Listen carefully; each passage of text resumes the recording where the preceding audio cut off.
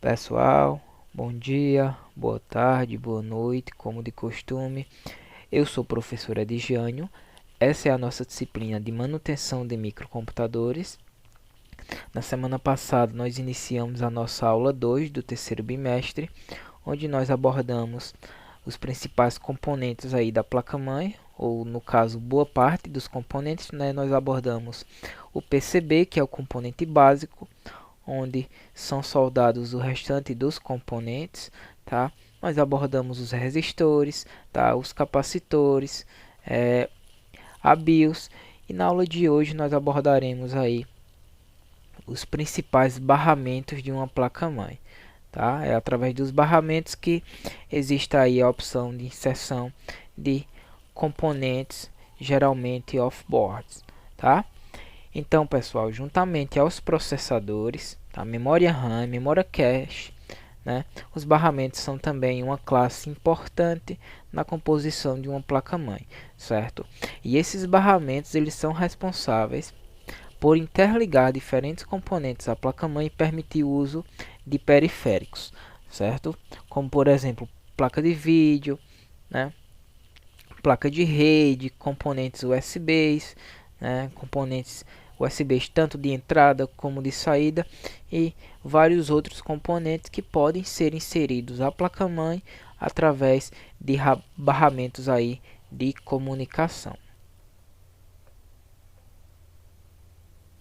Tá? O primeiro barramento a ser utilizado foi o barramento ISA, certo? Era um barramento de duas versões, uma versão de 8 bits, tá? E outra versão de 16 bits, certo? Foi utilizado aí até a chegada do Pentium 3, família aí de processadores da Intel, certo? E esse barramento ISA, ele possuía um grande número de contatos, certo? Na sua conexão. No total aí eram 98 contatos e apenas 16 eram utilizados para tráfego de dados. O restante era utilizado para alimentação elétrica, né, para endereçamento, para sinal de clock, ou seja, para controle do componente. Enquanto apenas 16 conectores, né, 16 contatos eram em si utilizados ali para o tráfego de dados. E isso resultava em um barramento lento, tá? Que operava aí na casa de 8 megabytes de transmissão de dados por segundo, tá? O que não permitia, certo? Um tráfego, né, de qualidade dos dados. Ainda nesse ponto existia o overhead, certo?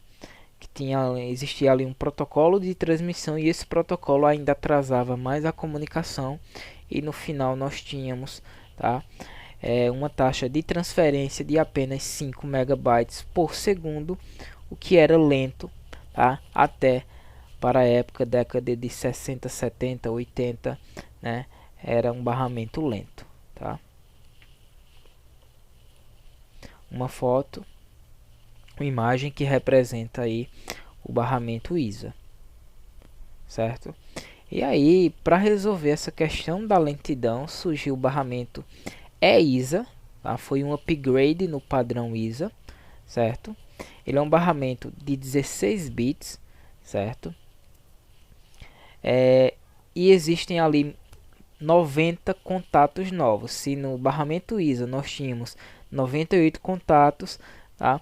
No EISA nós temos aí 98 contatos mais 90 contatos novos, certo?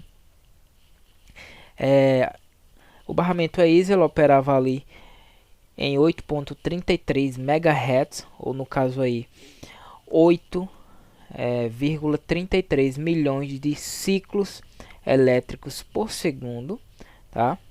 Mas possuía ali uma taxa de transferência de 32 bits por ciclo, né? E o seu desempenho chegava a 20 megabytes por segundo de transferência de dados, tá? Já era uma taxa considerável se nós comparássemos com a taxa de 5 megabytes por segundo apresentada aí no barramento ISA, tá? uma imagem, tá? Apresentando aí o barramento EISA. Aí nós chegamos ao barramento VLB, certo? Vessel Local Bus, tá? Era um barramento de 32 bits também, certo? Que conseguia atingir taxas muito superiores ao barramento ISA e barramento EISA, tá? Nós tínhamos aqui uma taxa de transmissão de dados de até 133 megabytes por segundo, tá? E o barramento VLB, basicamente, ele era uma extensão do ISA, certo? Onde existe um segundo conector de pinos, tá? Onde existe o barramento ISA ligado a um segundo conector de pinos, e aí deu-se o nome de VLB, tá? Era um barramento longo, certo? Tomava praticamente toda a placa, certo? E por conta do seu tamanho existiam problemas de mau contato, tá? Uma vez que era necessário uma pressão elevada para conseguir encaixar as placas, tá? E sempre que uma placa viesse a ser removida, né, pudesse ser removida, existia uma grande possibilidade, tá, da placa ser ali estragada, uma vez que o barramento era longo e a pressão era extrema também para conseguir conectar as placas ao barramento. Então, muitas vezes, tá, o ato de retirar a placa danificava a placa-mãe, tá?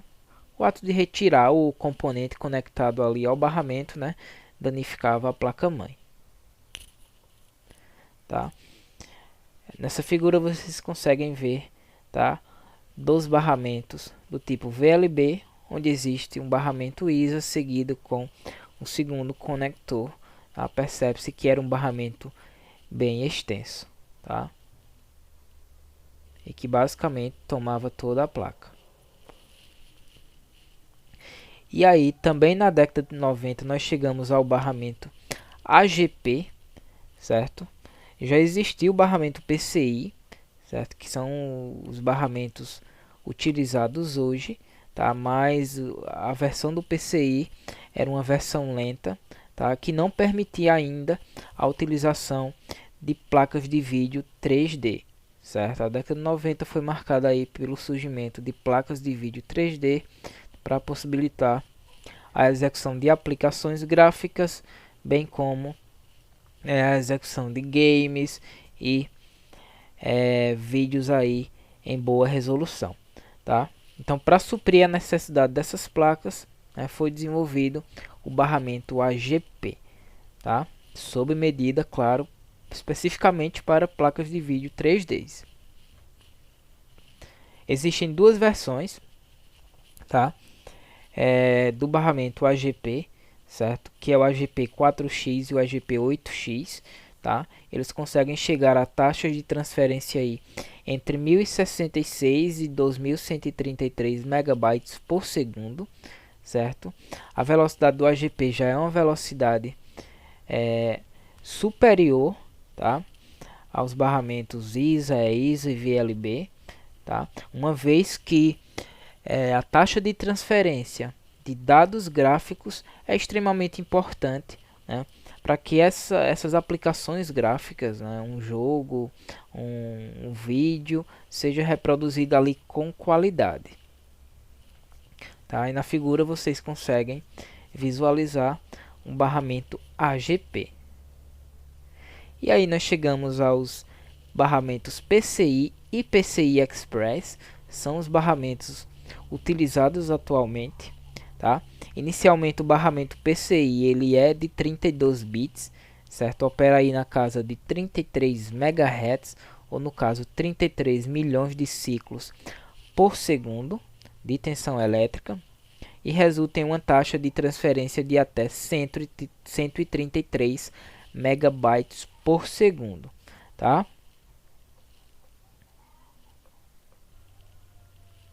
E o barramento PCI ele trouxe um recurso bastante inovador, tá? Que foi o suporte Plug and Play, tá? No suporte Plug and Play não é necessário instalar nenhum componente extra para usar determinado periférico, certo?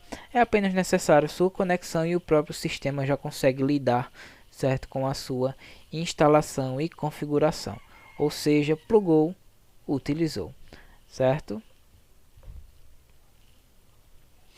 Tá? Mas aí nós tínhamos um problema no barramento PCI, certo? Que era a taxa de transferência, tá? Uma vez que as placas de vídeo eles necessitam aí trabalhar em altas velocidades para suprir as necessidades gráficas do processador, certo? E quando o PCI surgiu, ele possuía ali um clock de 100 MHz, certo? Ou seja, 100 milhões de ciclos por segundo, tá? Mas isso ainda era insuficiente para conseguir, tá, suprir os dados gráficos de um processador, tá? Hoje, por exemplo, tá, esses componentes de vídeo trabalham aí na casa dos 4 GHz ou até mesmo acima disso, certo? E os 133 megabytes de transmissão que eram oferecidos pelo PCI não eram suficientes. Tá? Então o PCI ele ficou dedicado ali para periféricos simples, certo? De baixa taxa de transferência, como placas de rede, por exemplo. Tá? Nessa figura vocês conseguem observar um barramento ou 3 barramentos do tipo PCI, certo? Tá? No PCI tradicional, o barramento ele é compartilhado, certo? Não é apenas aquele componente que vai utilizar o PCI, mas é compartilhado entre ali os periféricos. Já no PCI Express, tá? Que é uma versão atualizada do PCI, os componentes eles são exclusivos e conseguem ali utilizar uma comunicação serial diretamente ao chipset. Tá? O chipset é um controlador onde nós temos duas pontes de chipset, uma ponte chipset norte e uma ponte chipset sul, certo?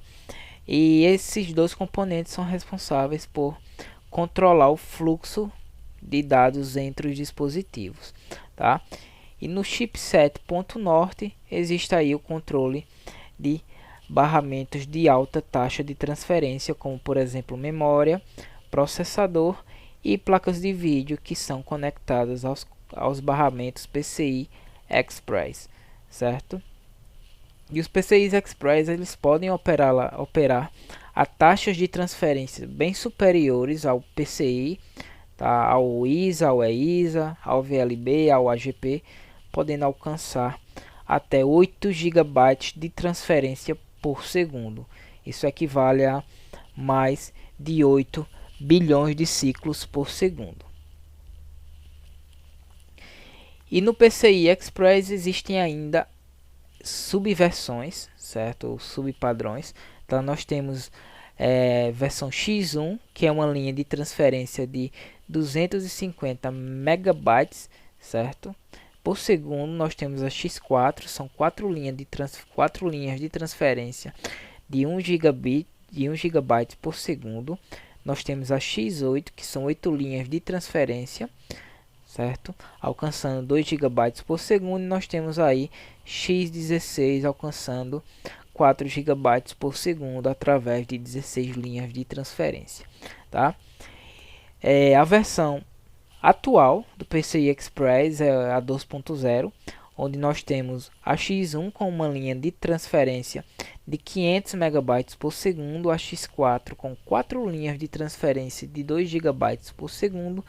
Nós temos aí X8 e X16 equivalentes a 4 GB por segundo em 8 linhas e 8 GB por segundo através de 16 linhas de transferência. E nessa imagem vocês conseguem observar, tá? Barramentos PCI Express do tipo X1, tá? X4, X16. Essa aula ela finaliza por aqui. Eu espero que vocês tenham compreendido. No caso de dúvida, entre em contato com o professor. Bons estudos e até a próxima.